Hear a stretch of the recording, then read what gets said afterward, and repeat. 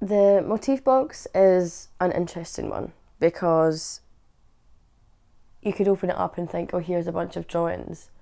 But when Saoirse was recording the introduction for the YouTube memory bank that I curated during my placement, she described it as an alphabet.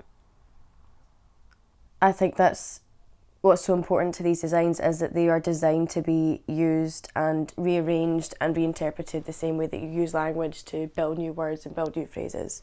One of the first ever essays I wrote at art school in 2014, the theme of it was everything is a remix, and it wasn't in a negative way, or I definitely didn't take it in a negative way.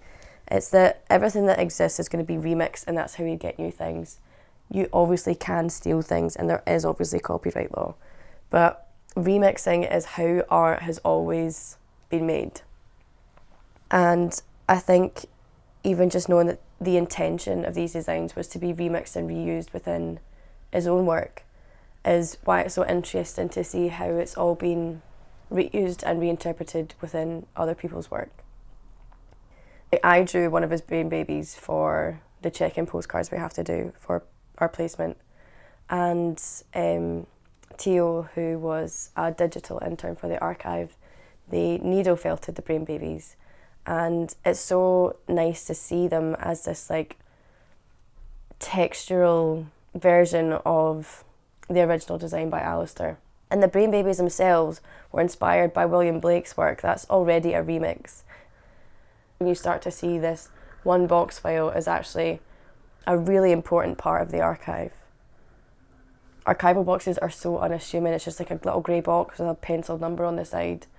But that's what's so exciting about them, is that you open it up and suddenly you're just presented with this mad information that you have to sift through and piece together. And what's so exciting about sifting through and piecing together Alasdair's work is that it is so visually stunning. There's incredible colour, there's annotations about how they should be reproduced and how they should be used or how they could be improved. And just seeing how Alasdair intended his own sort of visual alphabet to be used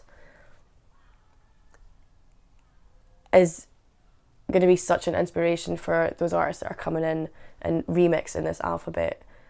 And I think that's why being able to come in and look through it the way that the archive allows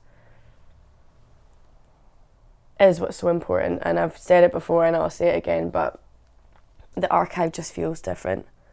And I'm so glad that I've been able to spend 10 weeks here looking through this stuff and just learning more about Alasdair, meeting people that knew him, and just really even applying his own ethics of everything being connected and nothing being finished to my own work has been really beneficial for me. And I'm glad that I'm sort of able to remix Alasdair's work ethic to become my own work ethic.